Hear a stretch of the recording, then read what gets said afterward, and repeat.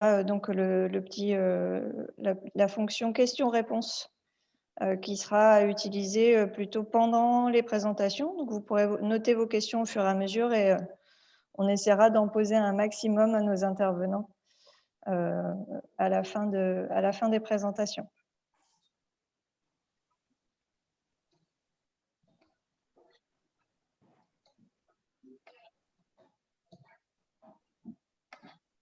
Alors, on est 38 connectés, 39, donc pour ce webinaire dédié à la question des flux touristiques et comment on peut intervenir plutôt par la communication, puisque effectivement, on peut avoir des réponses en termes d'outils de communication qui peuvent être multiples.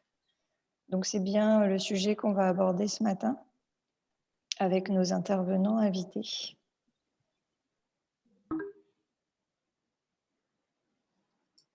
Voilà, le temps que encore quelques personnes se connectent, peut-être pour démarrer.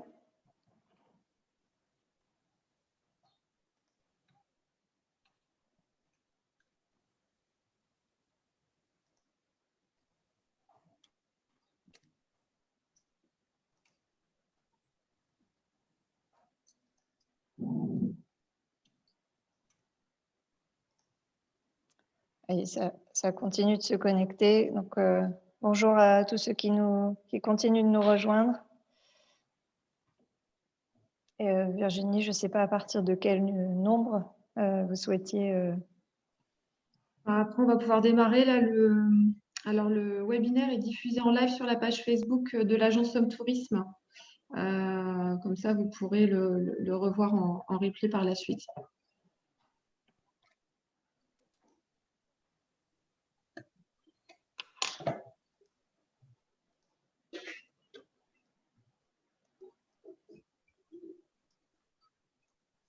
Jean-Luc, on peut peut-être commencer?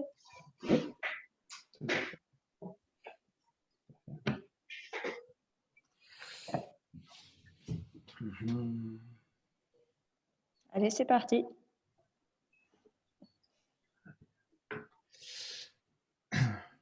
Bien, bonjour, bonjour à toutes et à tous. Je suis très heureux d'être avec vous ce matin pour ce web séminaire autour de la question extrêmement actuelle aujourd'hui des flux touristiques, gestion et anticipation avec différents panélistes qu'on présentera tout à l'heure.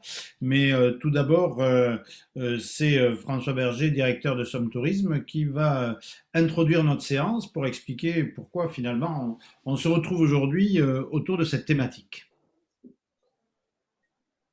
Bien, bonjour à tous, très heureux de vous accueillir sur ce webinaire. Nous avions 70 inscrits, bon, ça monte, on est 50 maintenant. Donc c'est le deuxième webinaire de l'année 2021.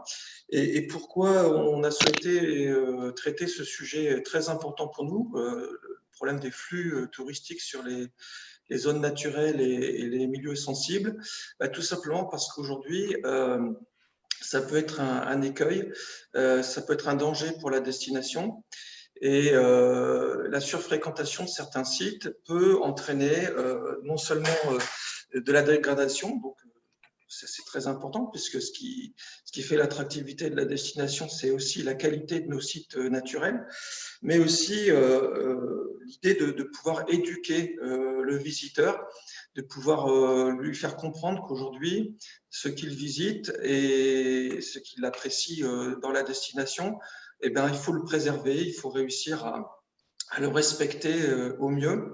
Donc, notre rôle, c'est de l'informer en amont, bien entendu, mais aussi de l'accompagner à mieux consommer, entre guillemets, les espaces naturels et à comprendre qu'aujourd'hui, cette terre elle ne nous appartient pas. Elle appartient, on l'emprunte à nos enfants qui, eux, seront les héritiers de ces zones naturelles, de ce milieu naturel. Et le tourisme vit justement grâce à ces milieux naturels préservés. On l'a intégré, nous, totalement dans la stratégie du département, aussi bien au niveau du schéma départemental qu'au niveau des nombreuses actions que mène Somme Tourisme. Et aujourd'hui, je pense qu'il est temps d'échanger et d'intégrer totalement au sein de nos structures et dans nos stratégies ce phénomène, cette problématique qui pourrait peser dans les années à venir. Voilà, écoutez, je vous souhaite un très bon webinaire. Je reste bien entendu connecté et j'espère qu'à la fin de ce webinaire, nous aurons un échange pour pouvoir réfléchir à des idées et améliorer cet accueil en amont, en tout cas prévenir et assurer l'avenir de notre destination pour plusieurs années. Voilà. Et je passe la parole à Jean-Luc. Merci Jean-Luc. Je pense que tu vas présenter les panélistes. Moi, je tiens à te remercier pour l'animation de ce webinaire. Et puis voilà, on va aussi t'interroger sur tes connaissances et ton expérience en termes de gestion des flux. Merci beaucoup François pour cette introduction.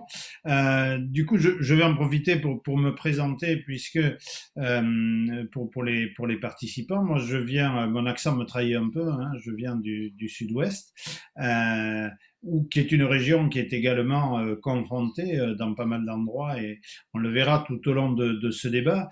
La surfréquentation est une sensation et une réalité qui n'épargne plus beaucoup de régions.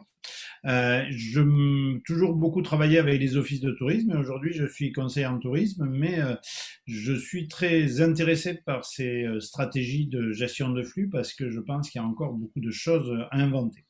Pour discuter aujourd'hui de cette question sur les flux touristiques, la gestion et l'anticipation, on aura donc Yann Dufour. Bonjour Yann, qui est directeur environnement au syndicat mixte Baie de Somme Grand Littoral Picard, mais qui est également référent sur le grand site de France Baie de Somme. Donc qui nous présentera un peu la spécificité notamment de la Baie de Somme et les actions engagées. Nous aurons ensuite Franck Kostrekva qui est chargé de mission environnement et Ramsar à Ramsar, vallée de la Somme. Bonjour Franck. Donc ça nous permettra vraiment de découvrir comment ce lieu qui peut répondre aux besoins des clients peut être aussi confronté à de la surfréquentation. Et puis la troisième intervenante sera Virginie Nob de Somme Tourisme, qui est responsable marketing digital B2B et partenaire Google Somme Tourisme avec une expérience vraiment aboutie et assez exemplaire de Somme Tourisme sur le renseignement de l'ensemble des interfaces digitales utilisées sur Google, qui est aussi un moyen de répondre à la problématique de gestion de flux. Juste avant de passer à ces trois interventions, mon intervention immédiate va consister à donner quelques éléments de cadrage qui permettront ensuite, durant la deuxième partie de notre webinaire, de pouvoir débattre de l'ensemble de ces questions. Quand on parle de surtourisme ou de surfréquentation, on se rend compte que ce n'est plus réservé à quelques espaces qui seraient régulièrement cités, mais que finalement, depuis notamment la crise sanitaire, il y a de nouvelles pratiques qui se sont développées et à une vitesse énorme et qui aujourd'hui impactent très rapidement beaucoup de territoires. Alors qu'est-ce qui s'est passé de nouveau depuis un an et demi? C'est qu'on a vécu un premier confinement où quand le 15 mai 2020 on a réouvert un tout petit peu la possibilité de s'aérer, et tout le monde avait vraiment envie de s'aérer.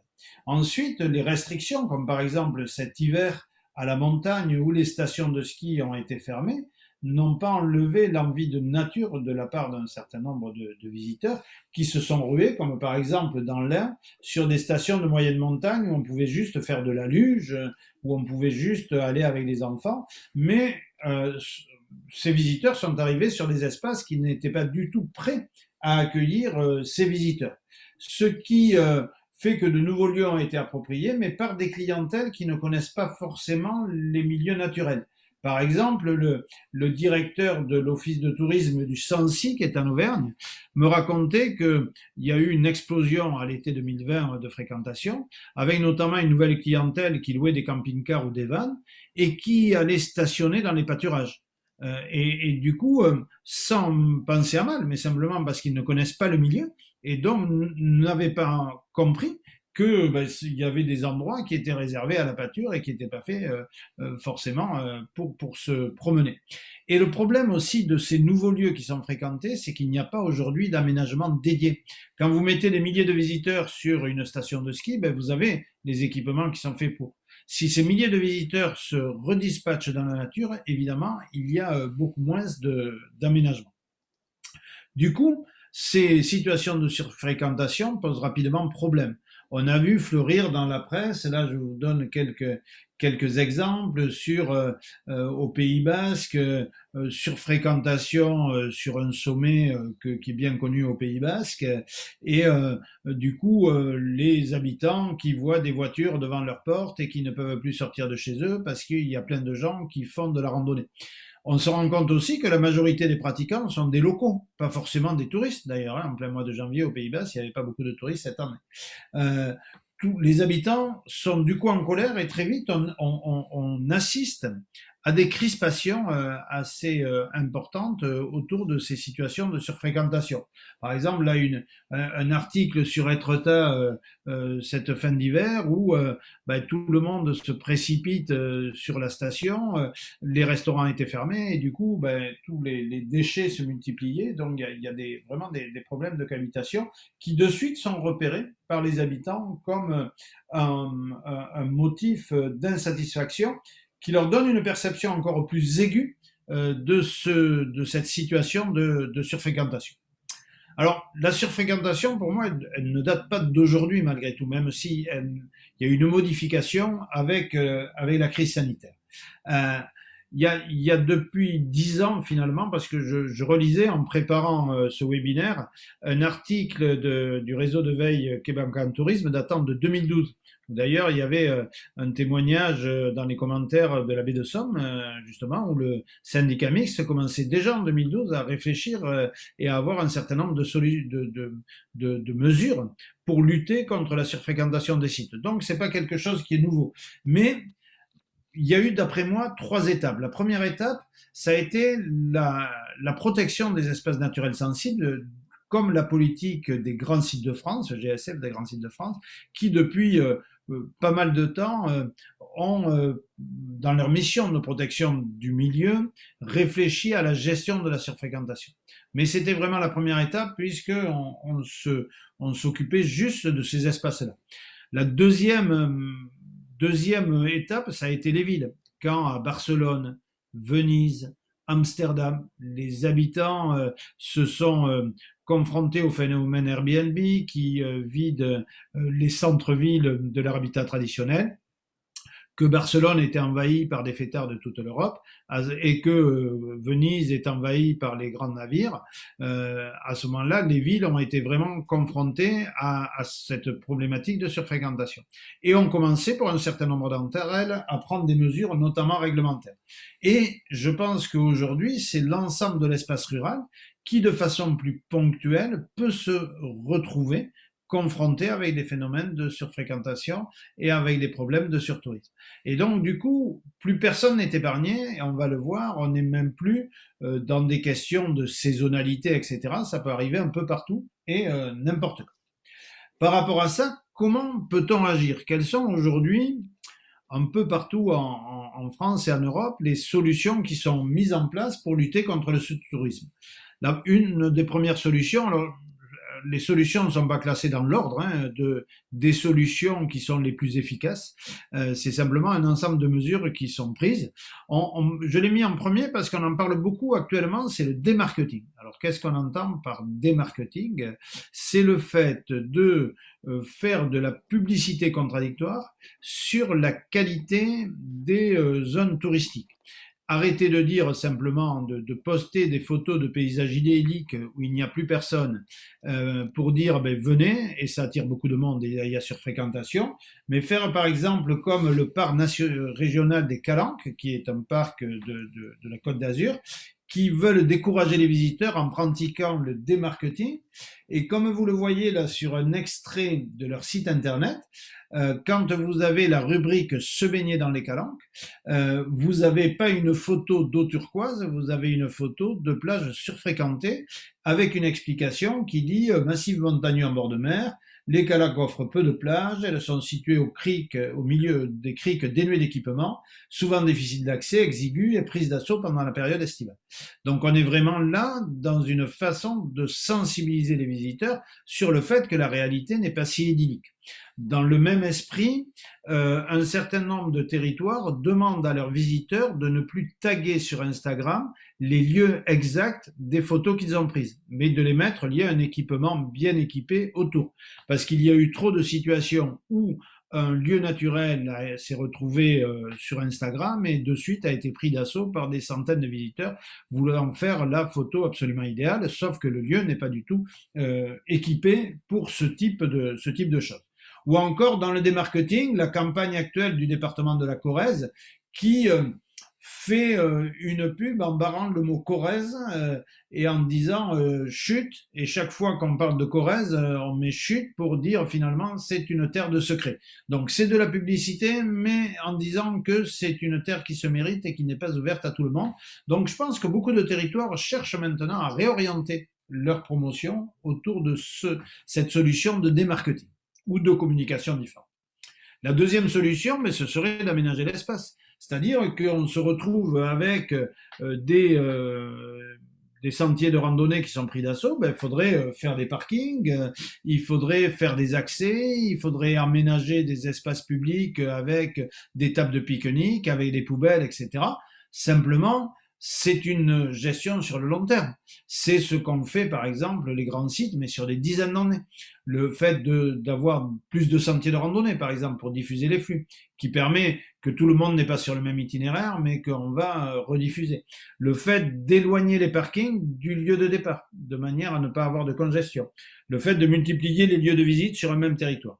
C'est possible, mais ce sont des solutions qui sont vraiment des solutions au long terme et qui sont des solutions qui en plus sont onéreuses. C'est finalement la politique qu'on retrouve dans les grands sites de France, mais qui n'est pas forcément possible dans l'immédiateté pour l'ensemble des territoires. Troisième solution, c'est la technologie. Alors, il y a quelques exemples, et notamment la première, d'après moi, qui se développe beaucoup, c'est la réservation en ligne. Là, c'est la copie d'écran d'une solution de réservation en ligne qui permet d'avoir un coup de fil. Et c'est vrai que si on réserve en ligne, ben, on peut avoir le créneau qui correspond au moment où il n'y a pas trop de monde, et ça permet finalement, même à un site naturel et gratuit, de pouvoir mieux gérer la fréquentation journalière. Donc la crise sanitaire a vraiment dopé la pratique de la réservation en ligne. Aujourd'hui, tout le monde a l'habitude, puisque même pour un rendez-vous chez les médecins, il faut réserver son créneau. Donc le public est prêt. Reste maintenant que l'ensemble des activités et sites touristiques se lancent. Et là-dessus, il y a un gros travail de formation, d'adaptation, de transformation numérique à faire, notamment sur les très petites entreprises qui ne sont pas forcément équipées parce qu'ils avaient l'habitude de recevoir les visiteurs au fur et à mesure comme ils se présentaient. Ils ne sont pas forcément ni équipés ni formés à la réservation en ligne. Là, c'est un chantier important et qui, je pense, est bien assumé par l'ensemble des organismes institutionnels, que ce soit les offices de tourisme, les agences départementales du tourisme, etc., qui accompagnent les socioprofessionnels et les prestataires dans cette dynamique. En Provence-Alpes-Côte d'Azur, la région a par exemple contractualisé avec Waze. Alors comment ils ont contractualisé? Quand il y a des fortes affluences, des utilisateurs d'applications, donc si vous utilisez Waze, vous savez que vous êtes en train de rouler, puis à un moment on vous indique, tiens, on vous propose un meilleur itinéraire parce qu'on a trouvé qu'il y avait un bouchon sur votre itinéraire prévu. Et donc là, l'utilisateur, il est informé directement dans l'appli en disant, mais voilà, il y a trop de monde à cet endroit, donc on vous propose ou un relais en amont, un parking relais en amont, ou bien on va vous proposer un autre territoire, un autre site touristique qui sera moins fréquenté. Première expérience dans l'année 2020, l'an dernier, Waze est utilisé au mois d'août 2020 par 15 millions de Français. Là-dessus, il y a eu 300 000 informations alternatives qui ont été données par l'application et 28 000 trajets alternatifs qui ont été cliqués par les visiteurs. Donc on peut dire qu'il y a à peu près 10% des personnes qui ont l'information et qui, du fait de l'information, à minima, se renseignent pour voir qu'est-ce qu'ils pourraient faire d'autre. Donc du coup, ça peut participer au désengorgement d'un certain nombre de sites. En Nouvelle-Aquitaine, il y a eu une expérience de gestion prévisible des flux, prédictive des flux, avec un système de bornage sur les téléphones portables. C'est-à-dire que sur un certain nombre de plages, ont été installés des compteurs de téléphones portables. En fonction de ces compteurs de téléphones portables, ça permet sur une carte des plages de la région de pouvoir montrer où est-ce qu'il y a un peu trop de monde. Donc on voit que c'est surtout, quand vous voyez à gauche, c'est près des zones urbanisées, puisqu'on est température basse, donc il n'y a pas trop de monde loin de l'agglomération bordelaise ou de l'agglomération basque. Et puis, si celle du milieu, on voit que température normale, un dimanche 6 août, il y a du monde absolument partout, ce qui permet à un usager de pouvoir se connecter à une application et de voir finalement la plage où est-ce qu'il aura le plus de chances d'avoir un peu d'espace. Le tout étant donc une solution prédictive en direct. La technologie aussi permet de faire ça. Et puis, on aura sur la technologie aussi, Virginie nous en parlera tout à l'heure, le fait de travailler avec des plateformes existantes comme Google pour pouvoir mieux renseigner sur les situations d'affluence sur les sites. Quatrième solution, c'est le fait de pouvoir réglementer. Et là, dans la réglementation, il y a finalement pas mal de territoires qui se sont lancés dessus.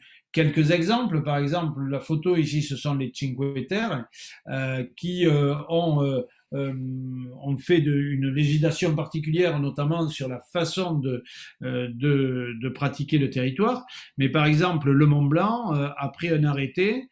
Comme il y a 214 places sur les refuges du Mont Blanc, il n'y a pas plus de 214 personnes qui font l'ascension du Mont Blanc chaque jour et il y a une autorisation préalable.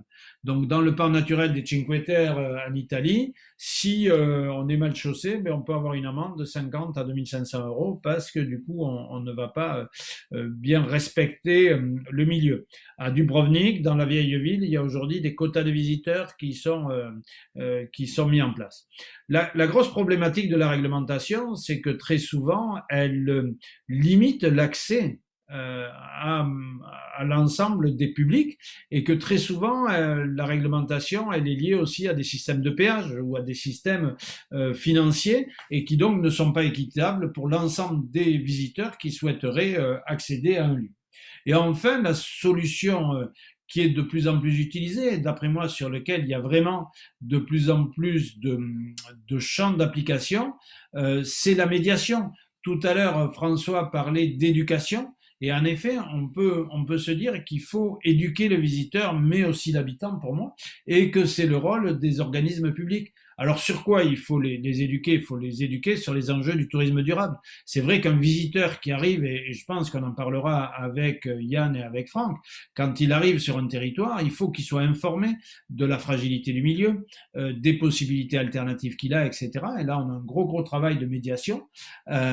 Mais également sur les modes de vie du territoire sur lequel on se trouve. Je reviens à mon exemple de pâturage, c'est-à-dire quand on arrive, il faut qu'on comprenne, on en parlera, je pense, avec Franck sur le Ramsar, quoi. Il y a des habitants sur cette zone-là, il faut peut-être que les visiteurs comprennent comment ces usagers qui sont déjà là, avec des traditions existantes, fonctionnent pour que la cohabitation se passe mieux.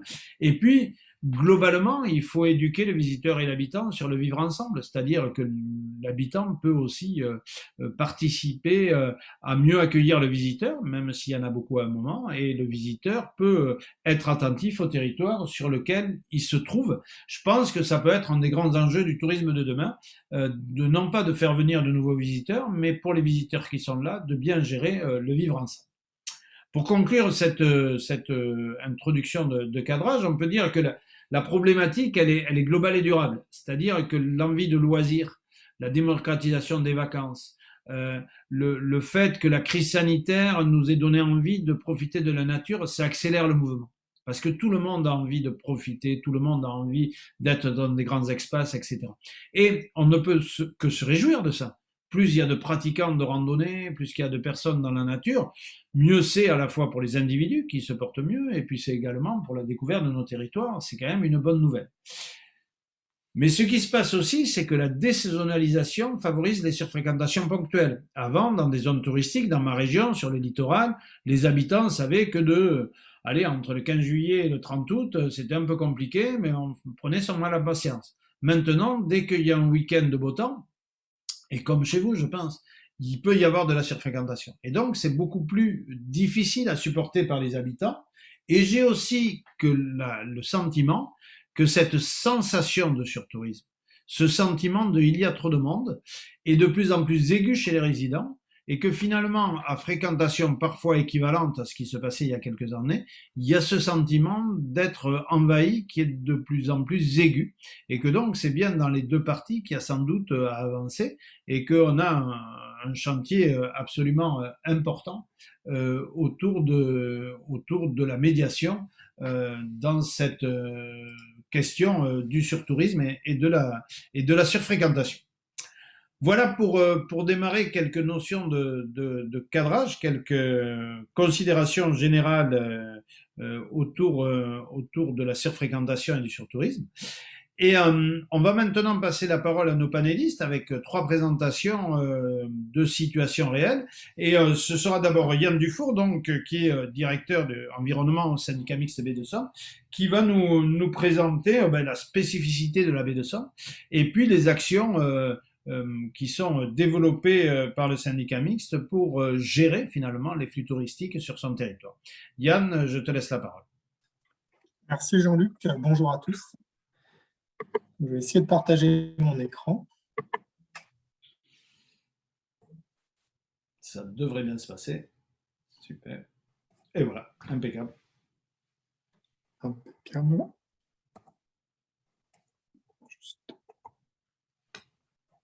Je n'arrive pas à passer les diapos, mais à part ça.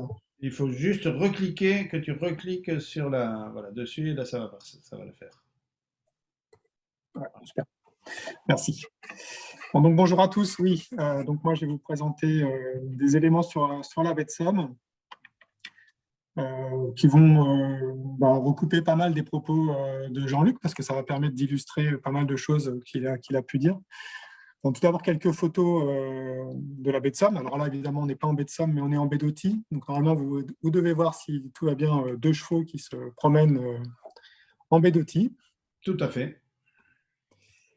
Une photo là de la réserve naturelle de la baie de Somme, donc pour vous montrer un petit peu les paysages remarquables que nous avons en baie de Somme. Et puis une photo un peu plus au sud, entre Lourdel et Cailleux, dans les zones de Poulies et de Galvet.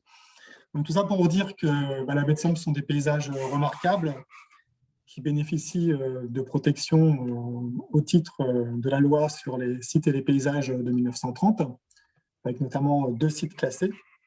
Le site classé du Marcanterre, qui a été classé en 1998, et le site classé de la Pointe du Hourdel et du Cap Ornu, qui date de 2006. Donc au final, un patrimoine naturel reconnu sur le territoire de la baie de Somme, qui fait aussi que la baie de Somme, au final, concentre à peu près tous les types de mesures ou de protection qu'on peut avoir sur un espace littoral. Alors, est-ce que c'est suffisant pour la protéger? C'est une autre question, mais on a un peu toutes les actions, toutes les mesures qui peuvent exister. On a, comme Franck vous le présentera sur la moyenne vallée de la Somme, aussi un site Ramsar, des sites naturels, une réserve naturelle nationale, enfin bref, tout ce qui existe en matière de protection.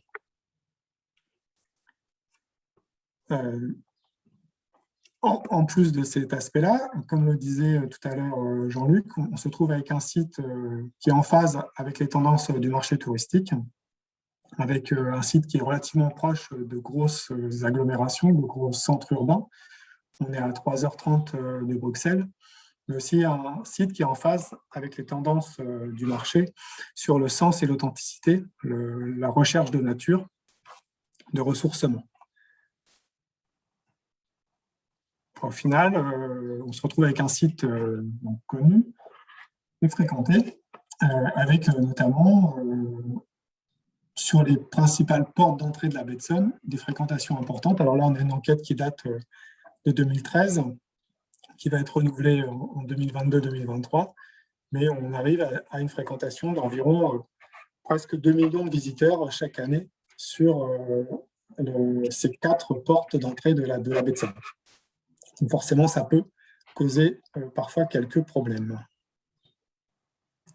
Donc, si on regarde un petit peu l'évolution de la fréquentation touristique, notamment là sur le parc ornithologique du Marcanterre, donc depuis les années 2000 à 2020, donc on ne va pas considérer l'année 2020 comme une année référence, on va plutôt prendre l'année 2019 avant le Covid. Donc on avait 124 000 visiteurs en 2000, et puis on arrive quasiment à 180 000 en 2019, ça fait une augmentation de près de 45% des visiteurs en une vingtaine d'années sur le parc. Et c'est vrai, c'est des chiffres qu'on retrouve aussi sur l'ensemble de la baie de Somme. Donc on le verra un petit peu après avec Virginie, ça pose la question de la régulation de cette fréquentation et de la mise en place éventuellement de jauges pour réussir à contenir les visiteurs là où c'est possible, parce que c'est évidemment pas toujours possible.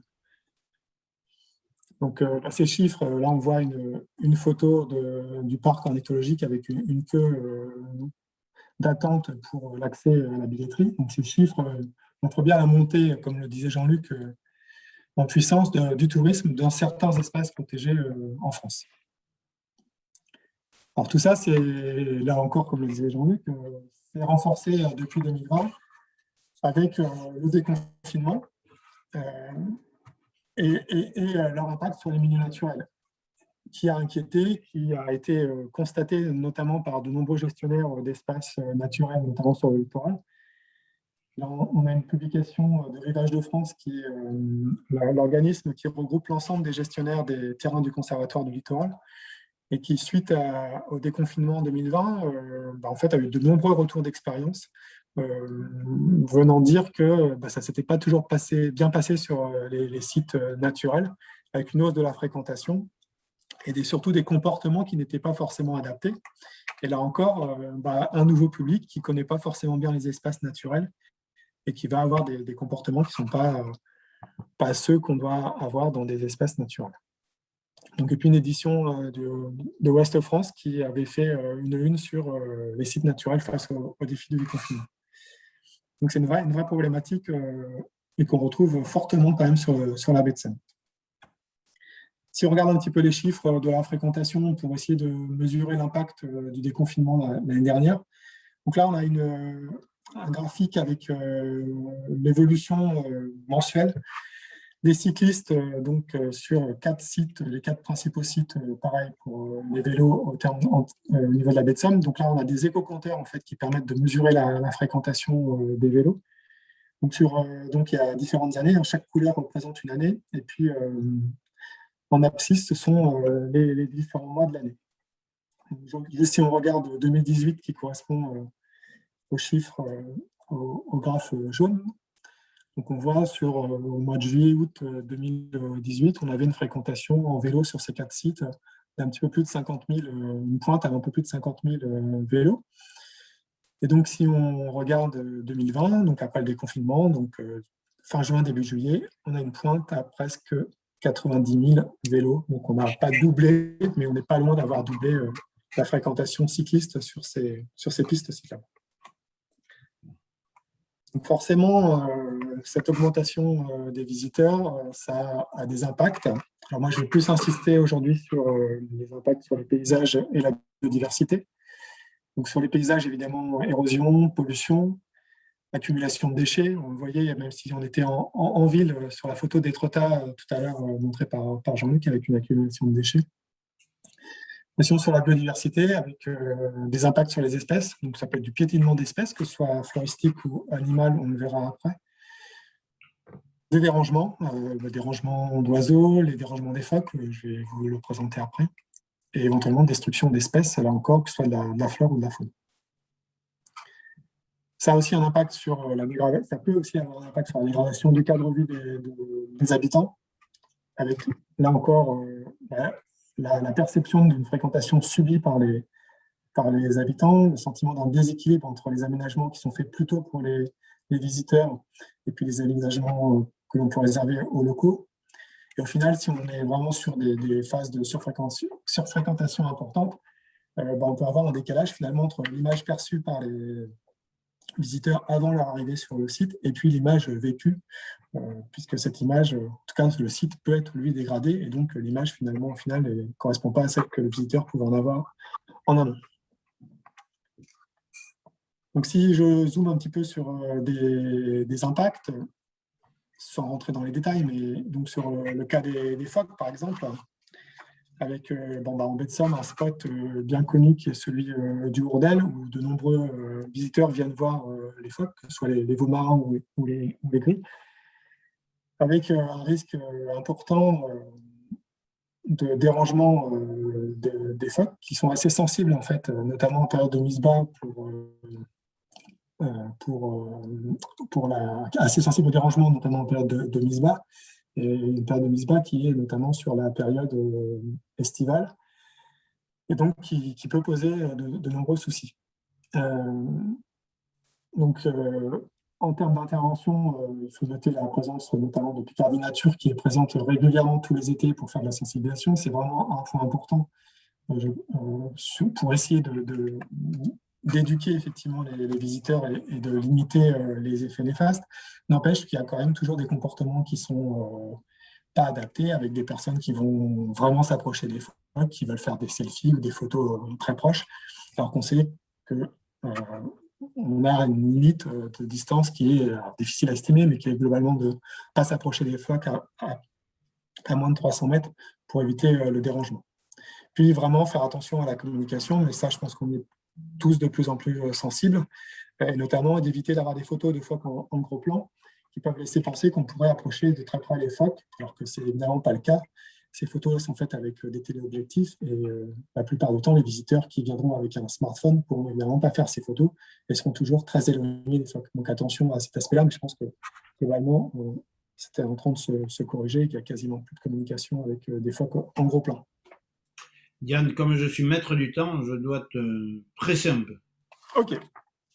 Alors j'accélère un peu. Donc très rapidement, un autre exemple toujours important sur le dérangement des espèces, voir la destruction avec 3 gravelots qui viennent nicher sur le territoire de la baie de Somme, et notamment autour du Hourdel.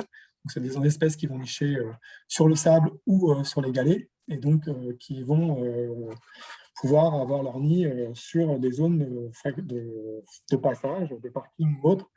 Et donc ça peut causer des destructions d'espèces avec le dérangement et le piétinement des personnes, voire le passage des voitures. Donc il y a des zones qui sont mises en place pour limiter la fréquentation sur ces espaces et essayer de retrouver des populations qui ont fortement chuté au cours, là encore, des 20 dernières années. Autre exemple rapide, de nouvelles formes de fréquentation sur le territoire, la multiplication d'événements dans les espaces naturels comme le développement des trails qu'on va retrouver notamment en baie d'Authie, ou le développement de nouvelles activités comme les fat bikes. Donc, ce sont des vélos avec des grosses roues qui permettent d'accéder à des zones avec lesquelles on peut difficilement accéder avec des vélos normaux, donc notamment le milieu dunaire, qui est encore accentué que ces fat bikes ont des assistances électriques qui permettent encore d'aller plus loin dans les dunes, donc avec des impacts sur la détérioration de ces milieux, qui sont des milieux assez sensibles, qui ne supportent pas forcément le piétinement, ou encore l'arrivée des drones.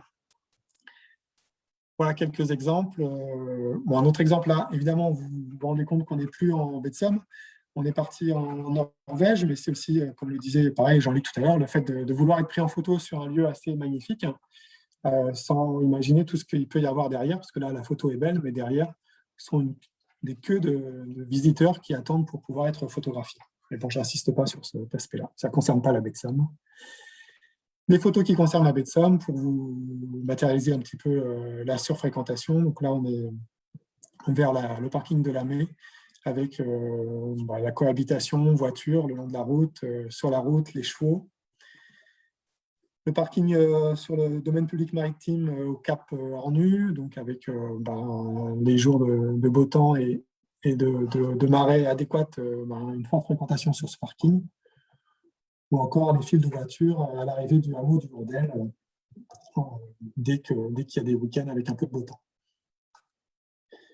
Donc, quelle solution? La baie de Somme est labellisée Grand Site de France depuis 2011. Le label a été renouvelé en 2018. Donc, les objectifs du grand site, en fait, les grands sites sont. Donc, il y a une vingtaine de sites, de grands sites en France. Donc, la Pointe du Raz, le Pont du Gard, la baie de Somme, pour n'en citer que quelques-uns.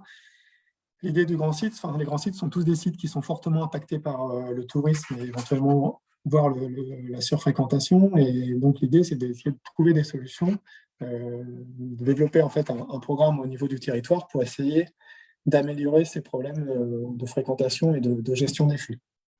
Donc, 3 grands objectifs en général pour les grands sites. Préserver et restaurer les paysages qui ont été dégradés. Donc là, c'est le plus souvent par des aménagements ou des opérations de restauration, renaturation. Organiser un accueil de qualité et favoriser un développement territorial concerté. C'est vraiment cet aspect-là qui est important, c'est le fait de travailler tous ensemble à l'amélioration de la situation. Donc moi, je ne vais pas revenir tellement sur les aménagements parce que ce n'est pas l'objet du webinaire, et plus autour de la communication. Mais donc, voir un petit peu quelles solutions on peut essayer de mettre en place pour améliorer la gestion des flux autour d'une notion importante pour les grands sites de France qui est l'expérience du lieu. Donc l'idée, c'est de favoriser l'expérience globale du visiteur et d'avoir que le visiteur, en fait, quand il vient sur un grand site, voit que le site, le grand site, ce site est un site assez unique par ses paysages, mais aussi par l'accueil qui va être mis en place pour ce visiteur. Donc, ce sont des visites vraiment spécifiques, des moments de rencontre, de convivialité qui vont faire que vraiment, on va venir découvrir le grand site. Et on est plus dans l'accueil, le séjour, et pas simplement dans une visite qu'on pourrait qualifier de flash où on va passer rapidement sur le grand site. Le but, c'est de rester et vraiment de prendre le temps de découvrir ce grand site. L'idée, c'est de s'adresser à chaque visiteur comme à une personne et pas comme un ensemble de masses, comme un numéro qui viendrait visiter le site, mais vraiment d'avoir des choses personnalisées vis-à-vis de ces visiteurs. Alors, je ne parle pas de clients, mais de visiteurs. Privilégier leur saison.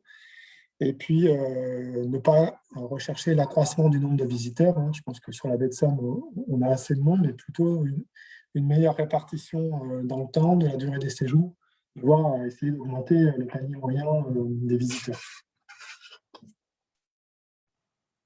Donc, comme le disait Jean-Luc, je pense qu'on est vraiment aujourd'hui dans une prise de conscience qu'il faut aujourd'hui changer le mode de pensée, aller vers un tourisme durable, plus respectueux des équilibres écologiques, avec vraiment une éducation du visiteur importante. Pour ça, il y a des outils aussi à mettre en place pour connaître la fréquentation, mieux gérer la fréquentation. Donc, il y a aussi des mesures de régulation, on pourrait y revenir, mais il y a aussi l'idée sur la baie de Somme de travailler maintenant avec le parc naturel régional Picardie-Maritime pour chercher à développer le tourisme aussi sur l'arrière-pays, pour gérer les flux, avoir moins de monde concentré sur la côte, mais avoir une meilleure répartition en fait, des flux sur l'ensemble du territoire. Alors, la question du démarketing, elle se pose aussi évidemment. Donc gérer la destination plutôt que la promouvoir. Alors après, je ne sais pas si l'ensemble des acteurs du territoire sont prêts aujourd'hui à aller vers le démarketing. C'est une vraie question. En tout cas, je pense qu'il faut la poser. Je pense que c'est une question, Yann, qu'on pourra avoir dans le débat. Je vais te demander de bien vouloir conclure. Ouais, je conclue donc avec trois réflexions pour conclure que je vous livre. Donc, la gestion des flux ne peut passer, selon nous, au niveau du grand site, que par un projet de territoire à long terme, qui est un élément essentiel pour une gestion durable de la fréquentation. Et c'est quelque chose que l'on doit mettre en place collectivement. La nécessité d'impliquer fortement les acteurs du tourisme et les habitants dans un projet d'avenir. Ça ne marchera que si l'ensemble des habitants et des acteurs du tourisme partagent ce projet. S'il n'est pas partagé, ça n'a aucune chance de fonctionner. Et ce que je viens de dire, l'acceptabilité de l'ensemble des mesures qu'on pourrait être amené à mettre en place, que ce soit la réalisation d'aménagements de parking ou autre, ne peut être acceptée que par la population, que si la population s'est fortement appropriée ce projet. Voilà. Okay, rapidement. Merci beaucoup Yann pour cet éclairage, notamment impressionnant notamment sur le fait de l'augmentation de fréquentation quand on voit le graphique sur le vélo ou quand on voit les 45% d'augmentation des entrées du parc du Mercantaire ces dernières années, on peut imaginer en effet que c'est un problème qui est important. Alors, tu parlais du lien avec l'arrière-pays, les autres territoires. Et donc, du coup, on va discuter avec Franck, qui est chargé de mission pour Ramsar Vallée de la Somme, chargé de mission environnement. Et du coup, Yann, Franck, comment finalement un lieu qui était peut-être moins fréquenté, du coup, va hériter d'une partie de fréquentation beaucoup plus importante actuellement, non? Alors, Donc, bonjour à tous. tu peux partager ton écran, Alors, ça enlèvera le partage de Yann, je pense. ok. Super.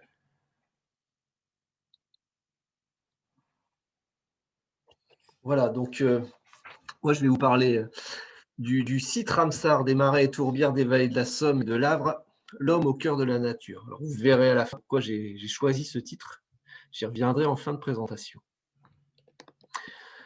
Donc là, c'est une petite diapo qui présente le patrimoine naturel du département de la Somme. Alors, on voit que voilà, l'essentiel du patrimoine, il est concentré essentiellement sur les deux vallées de l'Avre, de l'Authie et de la Brelle, sur le littoral, et puis sur la vallée de la Somme et de l'Avre. On a également du patrimoine aussi sur la vallée des Évoissons, la haute vallée de la Selle, mais je ne le développerai pas aujourd'hui. Voilà, donc là, sur cette diapo, on retrouve le périmètre du site Ramsar des marais et tourbières des vallées de la Somme et de l'Avre, qui s'étend donc de grosso modo d'Abbeville jusqu'à Ham et qui prend une partie de la vallée de l'Avre. Alors, qu'est-ce que c'est que ce label Ramsar? Donc, pour le site des marais et tourbières des vallées de la Somme et de l'Avre, le label a été obtenu le 18 décembre 2017. Et en fait, c'est un label qui reconnaît la valeur des zones humides de ce secteur-là. Donc, alors, ça cache mon... Voilà. J'avais le retour qui masquait une partie de mes diapos.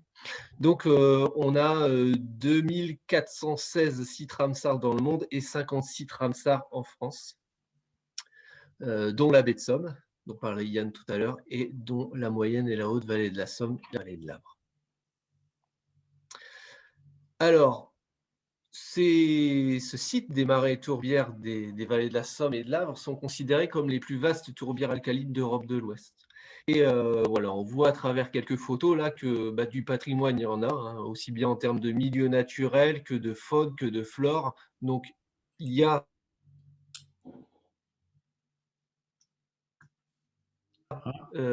des choses à valoriser. Le potentiel, il est là.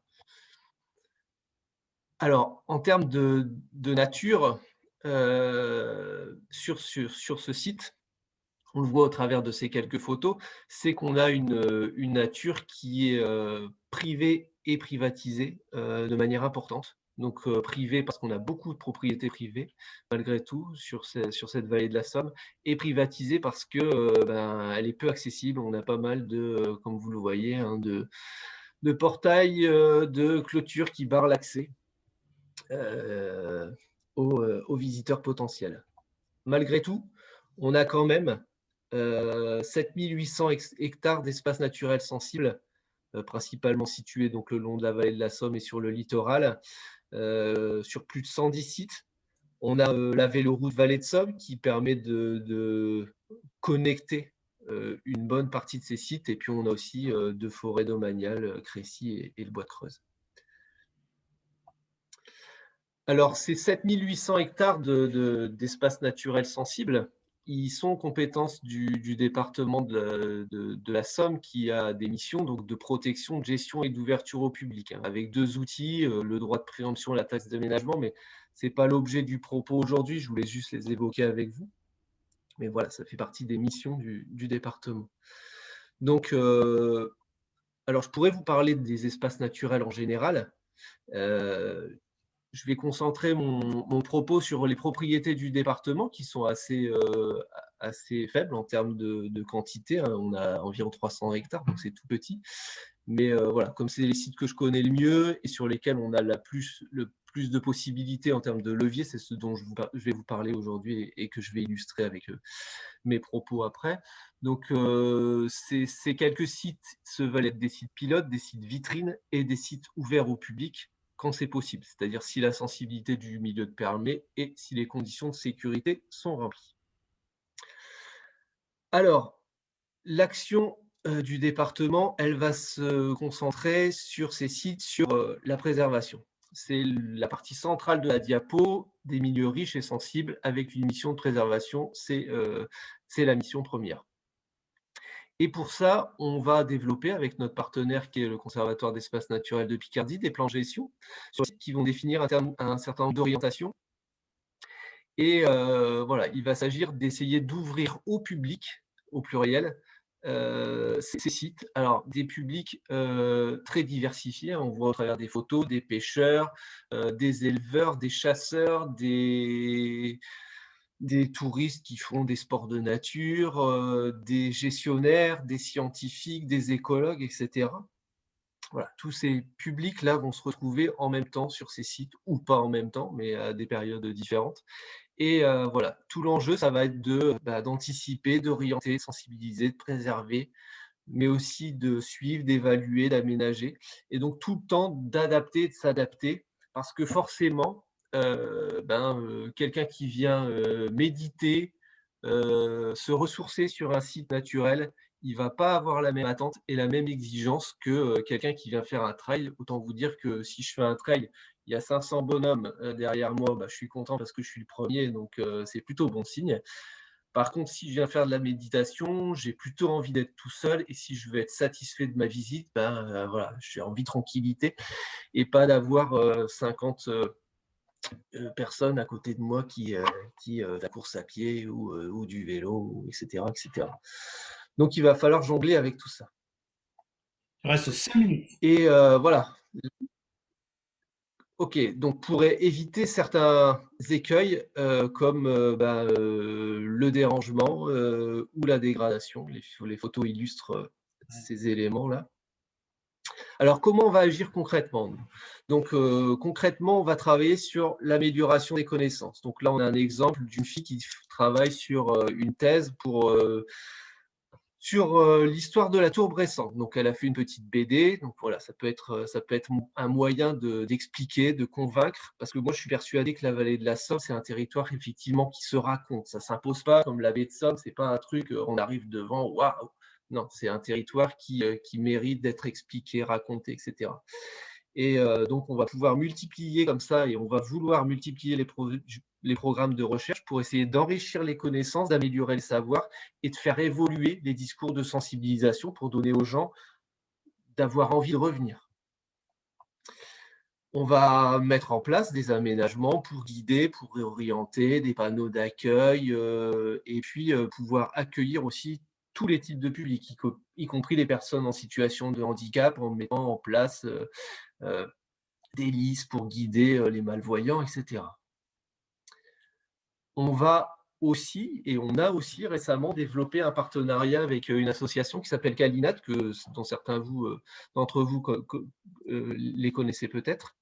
J'ai vu qu'il y avait Vincent qui était là.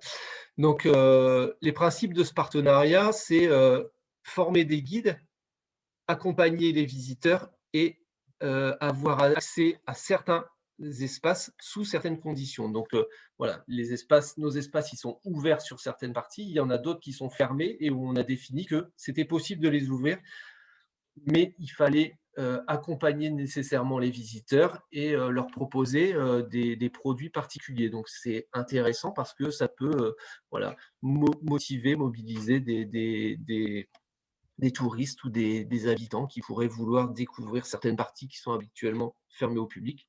Là, l'exemple avec l'Anguillère des Clusiévaux, c'est donc d'attirer les gens sur des visites guidées, de leur permettre de visiter l'Anguillère, de leur expliquer ce que c'est.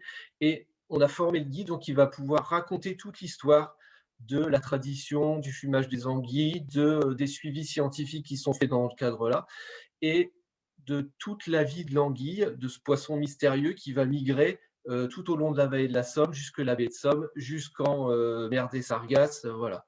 Donc, pouvoir raconter tout ça et au travers de ça, parler des passes à poissons qui sont aménagés le long de la véloroute, des espèces qu'on va pouvoir y retrouver, comme le saumon, etc.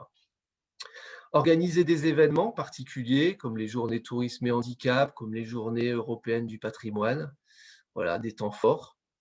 Et puis suivre, comme le font tout un chacun, hein, on l'a vu avec Yann sur la baie de Somme. Là, on voit sur l'année 2020, on constate la même chose. Fin du confinement, boum, le 15 mai, grosso modo, ça éclate. Et voilà, on n'a pas, nous, des millions de visiteurs, hein, voilà, on voit un petit peu les chiffres, mais on a quand même le même constat. Alors, j'en arrive à la fin de ma présentation. Donc, on a effectivement développé un certain nombre d'outils déjà, hein. Je vous ai parlé là, en dernier lieu, des éco-compteurs, donc qui nous donnent une vision quantitative, mais pas qualitative. Donc, nécessairement, le besoin de le coupler avec des enquêtes pour savoir qui sont les usagers, quelles sont leurs motivations, quelle conscience ils ont de l'existence d'une faune sauvage et d'une flore particulière préservée. Est-ce qu'ils ont conscience de l'incidence de leurs actions sur les milieux naturels? Pourquoi pas, c'est des questions qu'on a déjà discutées entre nous au niveau technique, développer des brigades vertes pour sensibiliser les usagers, mettre en place des sites de testage dès à présent pour désengorger et puis prévoir de connecter les sites entre eux, hein. Alors, connecter physiquement ou bien connecter avec du panneau, avec de l'information pour dire il y a trop de monde là-dessus, vous pouvez aussi aller là, vous pouvez aussi aller là. Voilà. Faire des acteurs du tourisme des ambassadeurs. Alors là, je vais juste prendre une petite anecdote. En fait, j'ai une collègue qui s'appelle Cassandre, que vous connaissez peut-être, qui a une maman qui travaille, qui loue des gîtes sur le plateau Picard, et elle a reçu la semaine dernière des gens qui venaient louer en Airbnb un gîte, et puis s'étaient dit, tiens, on va aller, ils ont regardé sur Internet ce qu'il y avait à faire, ils se sont dit, tiens, on va peut-être aller à Noyon. Et puis ma collègue, comme elle bosse avec moi sur Ramsar, elle avait donné à sa maman des petits dépliants sur Ramsar. Elle lui avait dit, ouais, tu vois, il y a des trucs qui sont sympas à faire découvrir. Donc les gens, ils ont découvert ces petits dépliants, ils en ont discuté avec la maman de Cassandre, et puis ils se sont dit, pourquoi pas, après tout c'est moins loin, ça a l'air intéressant. Ils y sont allés, et ils ont dit que c'était mieux que l'Ardèche. Donc voilà, ils avaient l'air conquis en tout cas. Seul petit bémol, le resto était fermé, il n'y avait pas de possibilité de se balader en barque, mais en tout cas, on voit là l'importance qu'ont les gens, qu'a l'humain, de pouvoir convaincre de l'intérêt de découvrir tel ou tel site, et de guider et d'orienter. Mettre en place des espaces ouverts au public, on en a parlé, des espaces gérés dont l'accès serait limité, et puis moi, je pense aussi que maintenir des espaces sauvages avec un principe d'humilité, parce qu'effectivement, on ne sait pas tout sur la gestion des milieux naturels, etc. Et conserver des espaces sauvages exempts de gestion, de fréquentation, ça pourrait être aussi intéressant. Ça pourrait nous permettre de rebondir demain ou après-demain. Voilà, donc moi je vous ai parlé là spécifiquement de ce que nous on faisait au niveau des espaces naturels. Il y a des réponses qui se font à plusieurs échelles, hein, au niveau de l'ensemble de la vallée, au niveau de l'ensemble du territoire, avec le projet Vallée de Somme, Vallée idéale, avec le parcours des belvédères, avec l'idée de mailler le territoire. Encore une fois, l'importance de la signalétique pour guider, orienter, l'importance de bien accueillir, d'avoir des équipements et des aménagements adaptés. Je boucle la boucle et je termine.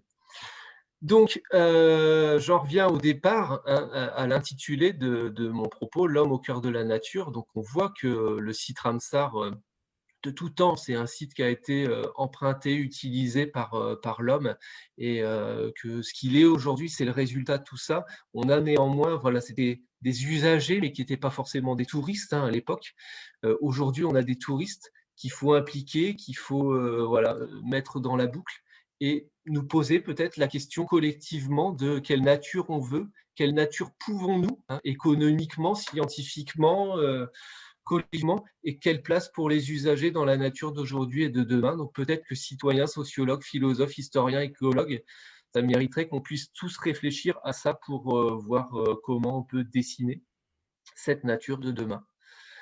quelques liens pour finir, si vous souhaitez d'autres éléments que vous pourrez retrouver. Et merci pour votre attention. Merci Franck pour ce propos et puis cette ouverture sur une réflexion collective que je trouve tout à fait intéressante. Pour vraiment par rapport aux participants de ce webinaire, on a l'intervention de Virginie maintenant et après on aura un moment pour répondre et pour que les panélistes puissent répondre aux nombreuses questions qui ont été posées et ça fait finalement pas mal d'écho ces propos au fur et à mesure. Donc vous pouvez continuer à poser vos questions dans le module questions-réponses et Dorothée est en train de tout synthétiser et nous restituera tout ça juste après l'intervention de Virginie. Du coup, sur les actions de Somme Tourisme, notamment sur Google Destination. Virginie, je te laisse la parole. Oui, donc bonjour à tous. Donc moi, je suis chez Somme Tourisme, l'experte Google.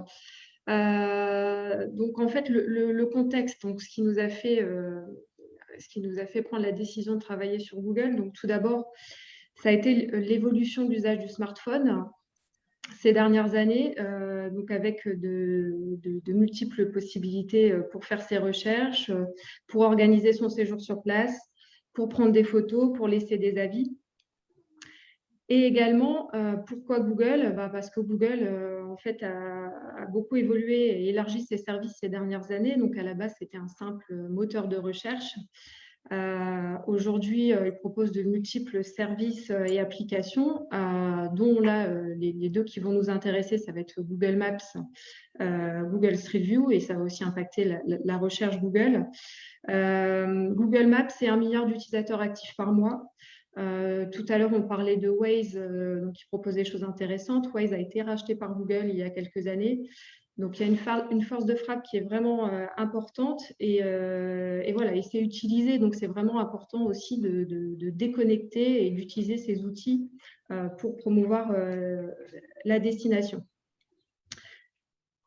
Alors, l'élément déclencheur. Donc, en 2016, sont apparus les nouveaux guides de voyage. Donc, Google a décidé un petit peu de modifier l'affichage de découverte d'une destination. Donc là, on est sur la destination, par exemple, de Caen.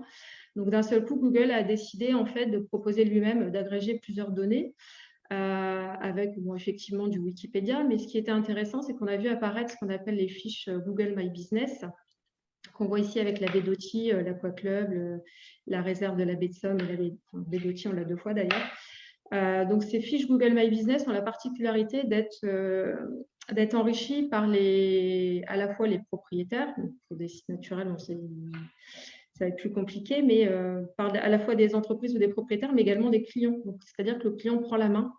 Le client va pouvoir poster des photos, laisser des avis. Et ça change vraiment la donne parce qu'en fait, il prend le pouvoir sur la donnée. Et effectivement, à ce moment-là, on s'est dit, mais ça va être de plus en plus compliqué pour nos sites Internet puisque Google va proposer lui-même la donnée. Donc, au niveau des choix chez Somme Tourisme, donc on s'est dit, effectivement, c'est un outil qui est vraiment intéressant, mais nous-mêmes, nous sommes des experts du territoire, des habitants. Et on va contribuer, nous aussi, on va utiliser l'outil pour promouvoir la destination et orienter le visiteur. Donc, on a décidé de s'équiper de smartphones, puisque l'outil principal pour alimenter ces données-là, c'est bien évidemment le smartphone. Et on s'est dit, on va aller sur le terrain et on va vérifier un petit peu l'information, vérifier si tous les points d'intérêt sont là, parce que des fois, il y a des doublons, puisque n'importe qui peut créer un point. Donc, veiller à la donnée, créer les points manquants pour orienter aussi un petit peu le visiteur, et ça, dans le sens où ça va pouvoir nous aider à gérer un petit peu les flux, on va dire. On a aussi un volet accompagnement des pros, puisqu'effectivement, nous, on fait des choses, mais à l'échelle de la destination, il faut que chacun prenne conscience et agisse aussi en ce sens et comprenne bien comment fonctionne Google. Et on a mesuré également nos actions, puisqu'effectivement, en 2016, on se lançait un petit peu dans l'inconnu. Donc, il était important de pouvoir quantifier les résultats de nos actions. Donc, je vous ai pris un exemple. Donc, on a fait des choix d'enrichissement, puisqu'effectivement, on ne pouvait pas être partout. Donc, en 2017, effectivement, on s'est focalisé, par exemple, sur la baie de Somme, où il y avait un petit peu un déficit d'image. On s'est aussi beaucoup appuyé sur les retours qu'on avait sur les réseaux sociaux. C'est-à-dire que, on parlait du phoque, c'est un sujet un petit peu sensible, de la fameuse pointe du Hurdel. Donc, en 2017, on avait beaucoup de personnes qui nous demandaient où voir les phoques. Et donc, un des premiers points qu'on a créé, c'était la pointe du Hurdel, avec cet objectif en fait d'orienter le visiteur, c'est-à-dire de lui montrer que à la pointe du Hurdel, il y a un parking, il peut se garer, il peut aller voir observer les phoques. Il y a aussi des points d'observation, il y a des guides qui sont là de temps en temps. Donc, c'était l'objectif d'orienter le visiteur et de récupérer du contenu. C'est-à-dire qu'aujourd'hui, sur ce point, on a 654 avis, des photos qui sont partagées par les utilisateurs. Donc, ça nous permettait voilà, d'agréger la donnée et d'éviter aussi que les gens finalement se perdent ou cherchent à droite à gauche, ne sachent pas où se garer et autres. Donc, on peut aussi par ce biais orienter le visiteur. On a également pas mal travaillé sur les parkings. Donc là, on voit ici par exemple le parking à l'entrée de Saint-Valery-sur-Somme.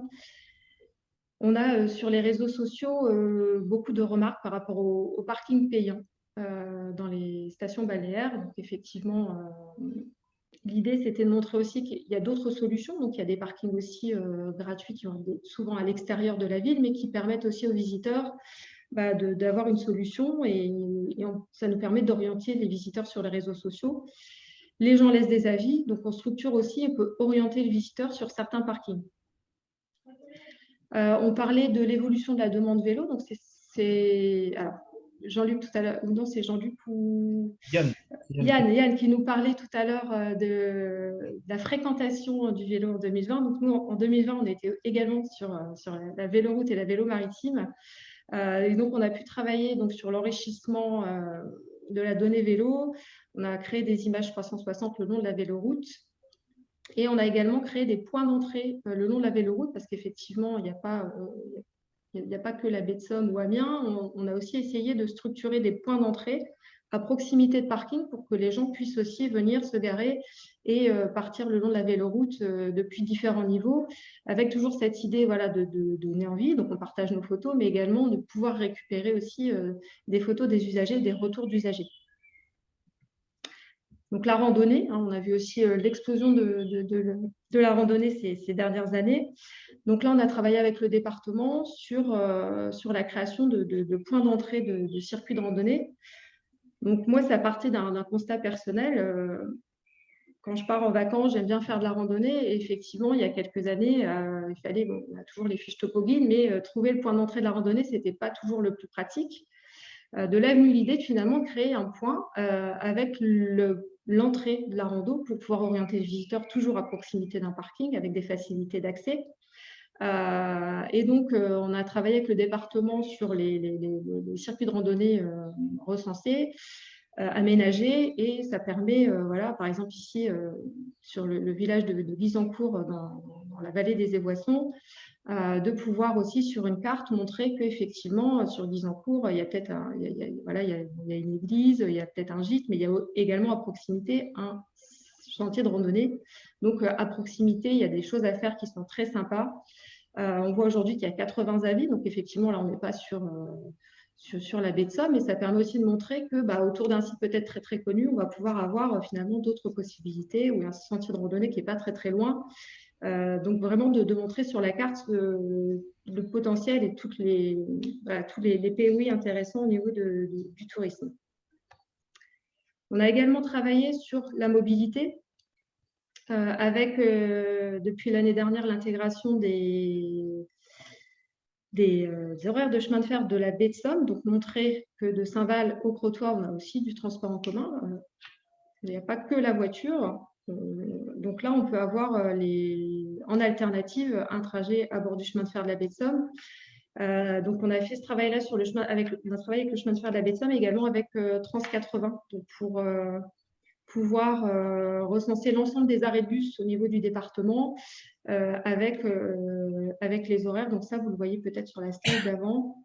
On peut voir ici le petit picto bus. Donc ça permet aussi de montrer qu'à l'échelle d'un village, effectivement, il y a un arrêt de bus, on peut faire de la rando, il y a un point de vue sympa, une aire de pique-nique. On peut vraiment sur une carte montrer l'étendue de ce que propose la commune.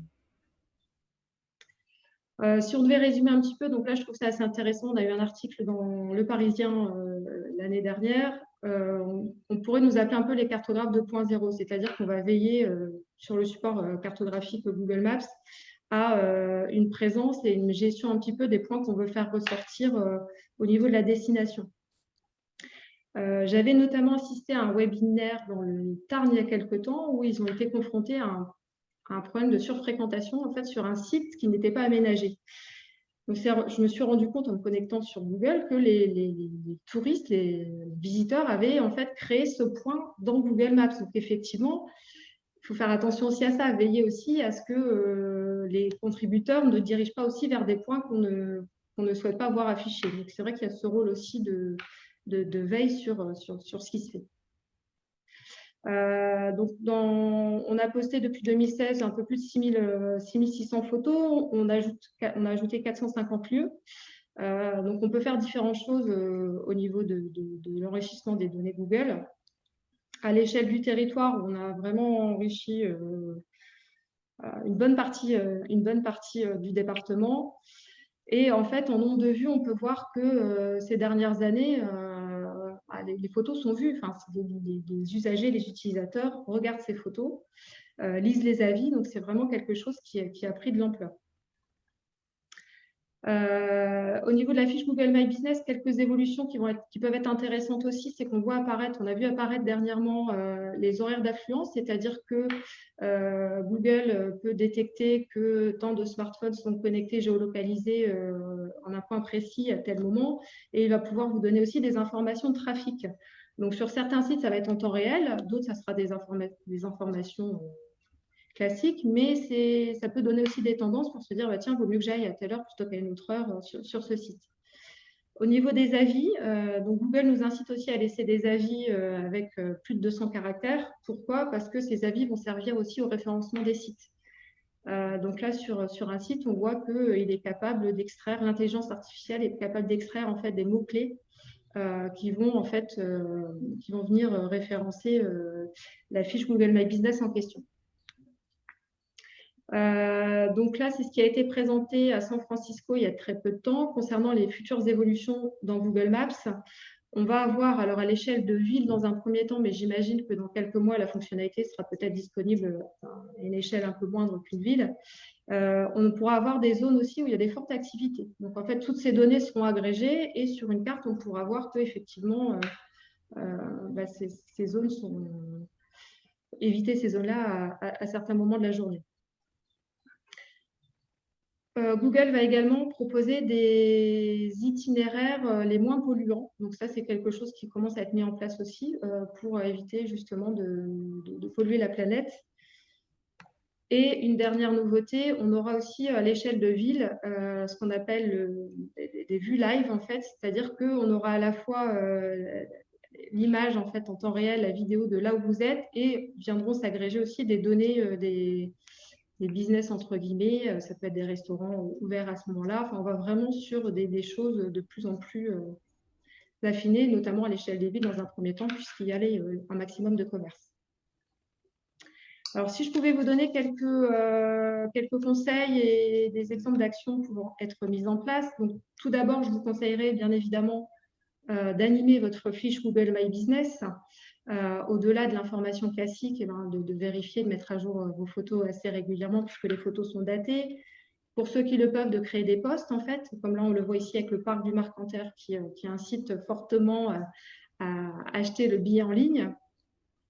On peut mettre à jour des infos Covid, bien répondre aux avis clients parce qu'il y a beaucoup de choses qui se passent aussi au niveau des avis clients. Pourquoi pas devenir un Google Local Guide, c'est-à-dire que vous-même, en tant qu'expert du territoire ou habitant, d'aller aussi laisser des commentaires, puisqu'on le sait, les clients, les touristes lisent les commentaires, mais nous aussi, on peut venir donner aussi nos petites astuces pour vivre au mieux l'expérience du territoire. Donc, vous pouvez à la fois partager des photos, mais laisser des avis, comme ici, j'ai laissé un avis, par exemple, sur le parc du Marcanterre, pour préciser que réservation en ligne fortement conseillée pour éviter l'attente à l'accueil, comme on a vu tout à l'heure avec la photo où il y avait énormément de queues devant le parc du Marcanterre. et repréciser 3 parcours balisés de 2 à 6 km sans difficulté particulière. Donc, on peut replacer aussi des éléments qu'on va retrouver sur vos sites Internet, mais n'hésitez pas aussi à les donner du conseil personnalisé au travers d'avis sur les sites que vous connaissez. Et voilà, c'est des conseils que vous faites oralement à vos clients, mais n'hésitez pas aussi à les faire pour aussi bien référencer la destination. On peut aussi créer des listes pratiques personnalisables et très faciles à partager. C'est-à-dire que toutes ces fiches Google My Business peuvent être, vous pouvez très bien en créer une liste, c'est-à-dire que vous avez une demande client particulière, vous orientez vos clients vers certains sites. Vous pouvez créer une liste, ajouter dedans des parkings, des entrées de points vélo, des loueurs de vélo, des restaurants. Et tout ça, vous allez créer la liste. Donc derrière, il y a la donnée des hébergeurs, puisque les listes sont créées. Et vous pouvez très bien le partager du coup en amont à vos clients ou sur les réseaux sociaux. Comme ici, on avait partagé des idées de rando. C'était un week-end, nous annonçait super beau. On s'est dit, les gens vont se ruer sur la côte. Donc là, on leur a proposé des randos sympas à faire à proximité de la baie de Somme. Et c'est, voilà, on a touché 350 000 personnes. Les gens sont assez friands de ce genre de liste très pratique. Et ça permet justement des fois d'étaler les flux sur d'autres zones. Bien évidemment, votre site Internet, puisque les clients vont venir voir ce qui se passe. Donc souvent, vous allez préconiser des activités à faire à proximité. Donc bien intégrer aussi, de valoriser aussi des sites peut-être un peu moins connus au travers de ces listes-là.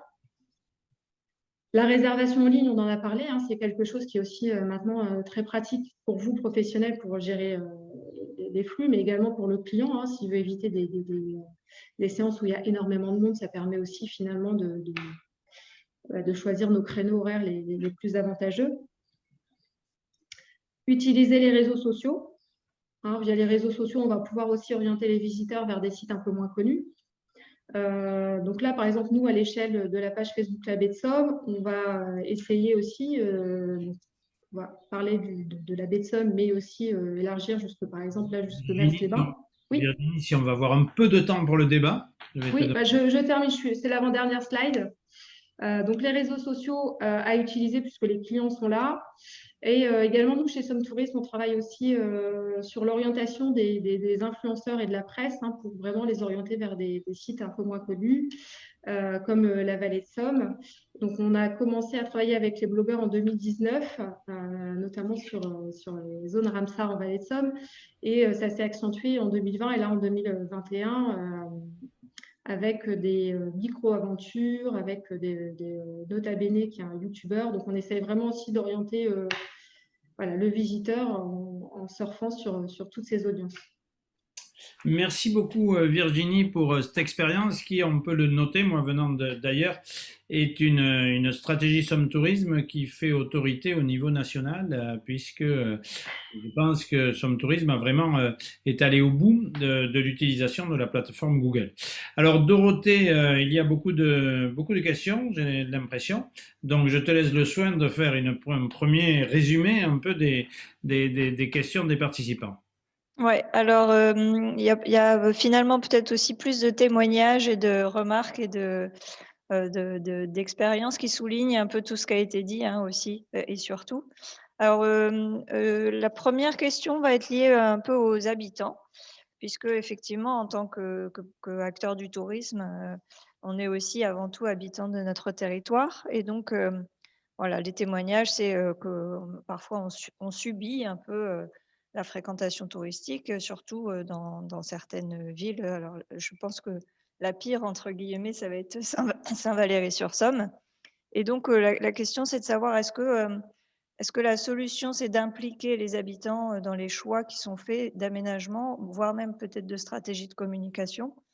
Est-ce qu'il y a des expériences qui ont été menées par d'autres territoires vraiment sur l'implication des habitants? Peut-être donc une question pour toi, Jean-Luc. Oui, alors c'est une question qui, moi, est essentielle et le sera dans les années à venir. Je vois que Alice, en effet, dit qu'il faudrait écouter les habitants. On est vraiment sur ces notions de gouvernance ouverte. en fait, on se rend compte que dans beaucoup de secteurs de la vie quotidienne, je sais pas moi, la gestion des déchets ménagers, la gestion de l'eau, de plus en plus des collectivités et les organismes qui en dépendent ont ouvert à des conseils consultatifs, des conseils citoyens, etc. En tourisme, on est aujourd'hui un peu en retard. Il y a les parcs naturels qui, de façon générale, ont dans leur culture cette habitude et du coup le font relativement. Et il y a de plus en plus aujourd'hui d'offices de tourisme ou d'agences départementales qui commencent à impliquer les habitants, certains envisageant même d'aller jusqu'à la gouvernance, c'est-à-dire de dire comment, à un moment, sur un groupe projet, il puisse y avoir vraiment des habitants qui soient impliqués et qui permettent de faire remonter une analyse des habitants qui ensuite soit validée par un conseil d'administration. Donc aujourd'hui, je pense que c'est vraiment un enjeu et qu'il faut se former et qu'il faut que les organisations touristiques mutent en ce sens, en fait. C'est-à-dire qu'il faut absolument que les habitants soient partie prenante de la réflexion, de manière à ce qu'on arrive aussi on le disait tout à l'heure, à les former et qu'on ne soit pas juste dans une opposition qui va se cristalliser au fur et à mesure, mais qu'on soit sur une contribution collective. Donc aujourd'hui, il n'y a pas d'exemple vraiment avéré et abouti. Il y a des exemples de groupes projets. Par exemple, le dernier que j'ai en tête, c'est Bordeaux, qui vient de lancer une consultation citoyenne autour de l'avenir touristique de la ville de Bordeaux et de la métropole. Et donc en ouvrant à des représentants du monde associatif, habitants, etc. Ok, merci. Alors, un autre volet de remarques ou de questionnement donc, est lié à la communication. Donc, plutôt peut-être pour Virginie, est-ce qu'on peut imaginer une campagne un peu sur les réseaux sociaux notamment, qui viserait vraiment à avoir ce message de protection, de préservation et de prise de conscience des potentiels visiteurs que s'ils viennent sur notre territoire, ils doivent faire attention et prendre un certain nombre de précautions. Alors oui, après, on va pouvoir utiliser effectivement les réseaux sociaux pour passer ce genre de message. On peut aussi faire des posts Google sur sa propre fiche destination et après aussi véhiculer l'information sur son site internet, essayer aussi de passer l'information sur tous les canaux qui sont à notre disposition. Est-ce qu'on prendrait un risque si on ne faisait plus de publications de nos sites emblématiques, un peu de nos marronniers? Donc si, imaginons que sur la page de la baie de Somme, on faisait le choix de ne plus promouvoir ni les phoques, ni certaines photos de la baie de Somme, est-ce qu'on prendrait un risque concernant plutôt notre audience? Je pense qu'il faut, enfin, ça serait dommage d'arrêter de montrer des choses de la baie de Somme, mais après, c'est l'angle qu'on va pouvoir en prendre, comme on parlait tout à l'heure des phoques. Donc maintenant, c'est vrai qu'on évite de montrer des photos zoomées. On essaye de plus valoriser les sorties réalisées avec des guides Calinade, par exemple, des retours d'expérience. Après, on peut montrer les gens de loin avec des jumelles. Donc après, ça va être dans la façon dont on va aussi communiquer sur la baie de Somme. Mais on peut mixer, oui, effectivement, il faut mixer. C'est un sujet qui est largement débattu dans beaucoup de territoires, celui-là, sur est-ce qu'il faut continuer à montrer nos tours Eiffel et parce que la réponse de Virginie est intéressante, en fait, sur quel angle on le traite et comment on amène finalement les visiteurs à considérer différemment les choses, quoi, en fait. Je crois que là, dans les services com, il y a une vraie réflexion à avoir. Ensuite, une autre thématique qui a fait un peu débat aussi, enfin, sans faire débat, mais qui a posé question, c'est l'accompagnement des sociopros. Donc, effectivement, un très fort témoignage hein, de François Hochstatter, donc, qui est lui-même loueur de vélo. C'est vrai que un certain nombre de pratiques s'est développé, comme l'a souligné Yann dans sa présentation, et notamment des moyens de transport un peu innovants qui se développent, comme les trottinettes électriques ou les fat bikes. Et effectivement, comment on fait cet accompagnement, cette sensibilisation, dans le sens où comment on fait venir ces loueurs qui font un business qui tourne, comment on va réussir à les attirer dans des formations, des ateliers qui pourraient leur permettre de changer leur message quand ils délivrent une location. Alors, Yann, est-ce que as déjà réfléchi à cette question? Ouais, si je peux répondre, je pense que notre rôle, c'est aussi d'accompagner les porteurs de projets et de leur faire prendre conscience qu'aujourd'hui, le terrain de jeu, il doit être respecté. Alors, c'est tout un accompagnement en amont du business. Je pense qu'il est essentiel de vraiment être capable de les sensibiliser, de les emmener peut-être sur d'autres lieux moins fragiles, mais en tout cas de faire comprendre que comment dire, leur travail n'est pas aussi de dénaturer les sites et de les exploiter de manière intensive. C'est un travail qu'on doit tous faire, aussi bien au niveau de la DRT, mais aussi au niveau des autres accompagnants, offices de tourisme et collectivités sur les territoires. Oui, je n'ai pas grand-chose à rajouter. Effectivement, il faut travailler sur la sensibilisation au niveau des loueurs et autres qui peuvent être amenés à développer ces nouveaux modes. Et après, sur les particuliers qui les utilisent, là, c'est plus compliqué. Et ça peut être de la réglementation, de la verbalisation, si besoin. Mais sur l'activité commerciale, il faut vraiment expliquer aux loueurs que les vélos à assistance électrique, ce n'est pas fait pour aller sur le sable et dans les dunes. Dégrader les milieux, mais c'est pas forcément ça. Il pourrait y avoir, on a vu des territoires qui aussi travaillent sur des chartes d'engagement, dans le cadre notamment des marques territoriales, de l'ensemble des prestataires, c'est-à-dire je suis prestataire sur la baie de Somme ou je suis prestataire sur le bassin d'Arcachon, je m'engage dans ma pratique, dans mes conseils, etc., un certain nombre de choses, parce que je défends aussi le territoire. Et c'est vrai qu'il y a voilà, je vois qu'un certain nombre de participants parlent d'engagement des visiteurs. Je pense que c'est bien de faire des chartes pour les visiteurs, mais je pense que les acteurs du tourisme peuvent aussi s'engager, quoi, en fait. Parce que souvent, c'est un petit nombre, cet exemple d'acteurs qui vient très saisonnièrement sur un territoire parce qu'il y a du business à faire, mais qui n'est pas tellement investi. C'est pas la même chose que l'acteur qui est là toute l'année, qui défend le territoire et qui sait qu'il ne faut pas scier la branche sur laquelle on est assis, quoi, en fait, et que donc on a intérêt à préserver le milieu. Donc, je pense que comme pour le reste, quoi, l'engagement collectif, il est super important.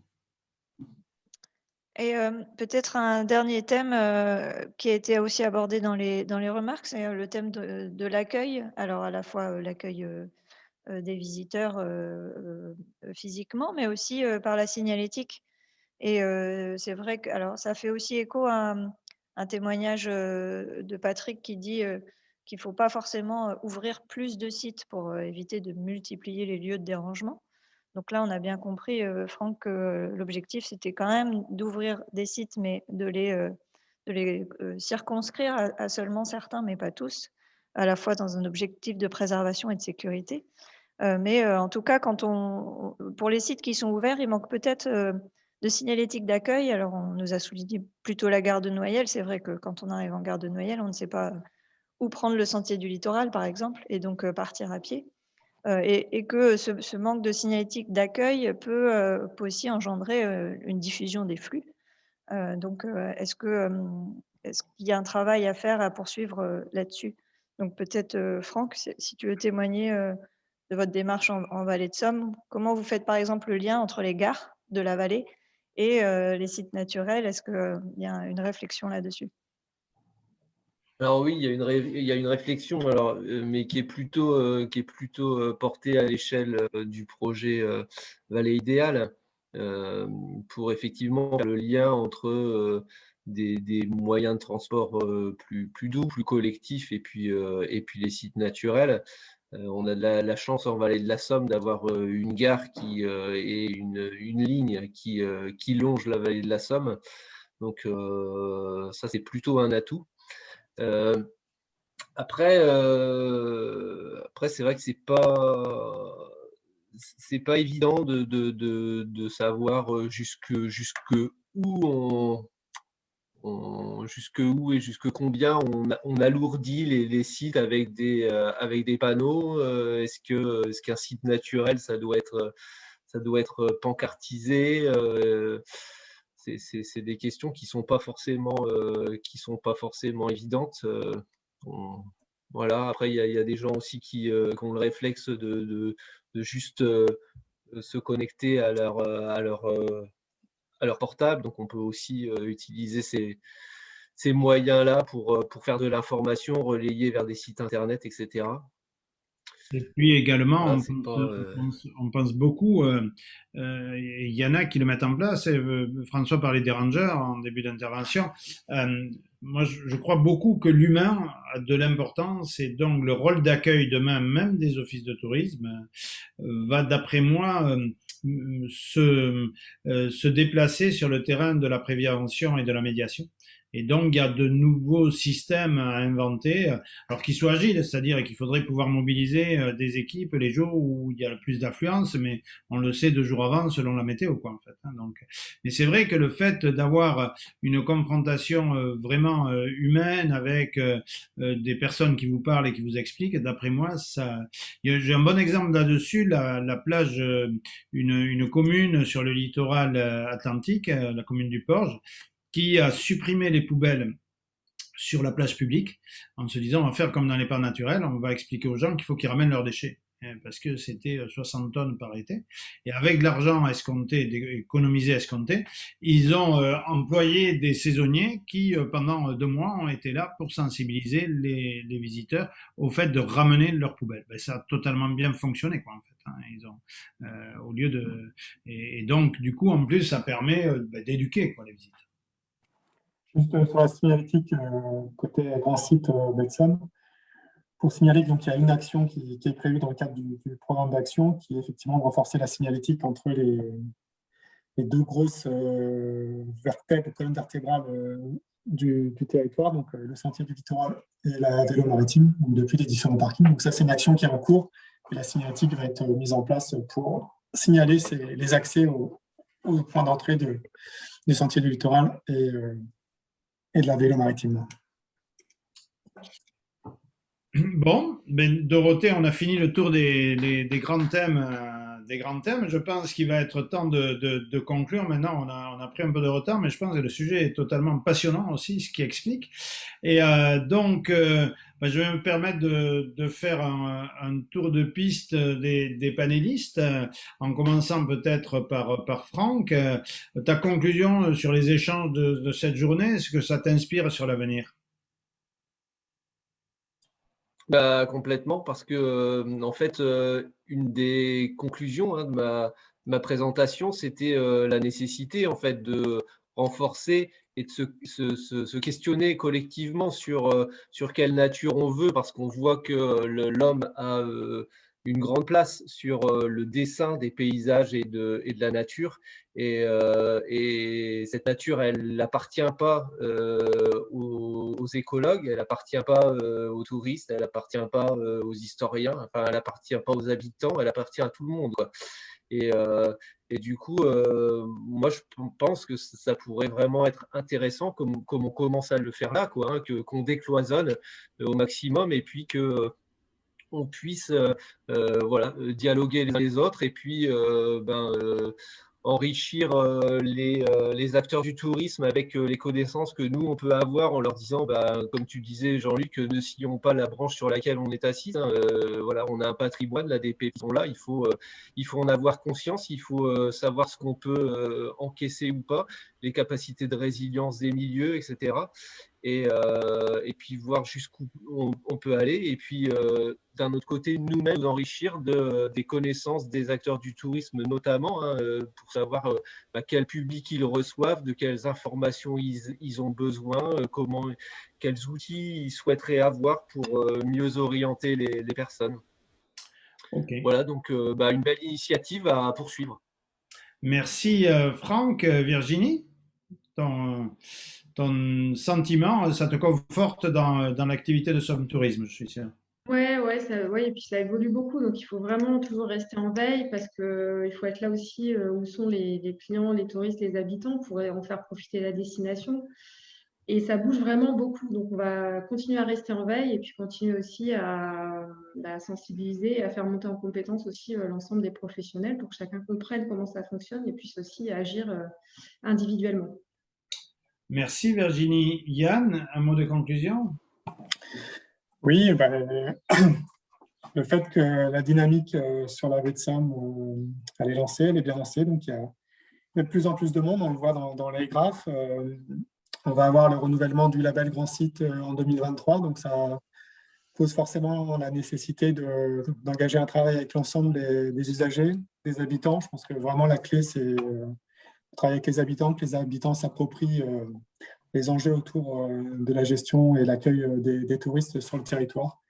Et il n'y a que comme ça qu'on arrivera à faire qu'on y arrive et qu'on arrive à gérer au mieux cette arrivée massive de visiteurs sur la baie de Somme. Merci Yann. Travailler avec les habitants, être plus dans la gestion que dans la promotion, c'est aussi une mutation, j'imagine, pour Somme Tourisme. Oui, alors c'est vrai qu'il y a beaucoup de bonnes choses qui se sont dites ce matin et c'est dans l'échange qu'on arrivera à trouver des solutions en travaillant ensemble aussi, en essayant de créer des groupes de travail pour réfléchir à ces problématiques. Aujourd'hui, le client vient sur le territoire et il faut quand même observer son mode de consommation pour pouvoir ensuite réagir et mettre en place des actions qui puissent répondre d'une part à leurs attentes, mais aussi à la problématique de surfréquentation, on l'a vu aujourd'hui. Moi, je retiens plusieurs choses aujourd'hui. C'est qu'il faut utiliser les outils dont on dispose, qui sont les outils de nouvelles technologies, et bien entendu Google, les applications et les sites Internet des partenaires pour sensibiliser le visiteur en amont. Ne pas oublier la médiation humaine, elle est très importante sur les sites pour justement aller à la rencontre du visiteur et lui expliquer que le site qu'il visite est sensible et qu'aujourd'hui, il fait partie aussi du bien commun et qu'il doit le respecter. L'habitant, il ne faut pas l'oublier, l'habitant vit là toute l'année. Il est aussi impacté par rapport à la fréquentation des sites, mais il est aussi ambassadeur de la destination, donc il doit avoir aussi une attitude par rapport aux visiteurs.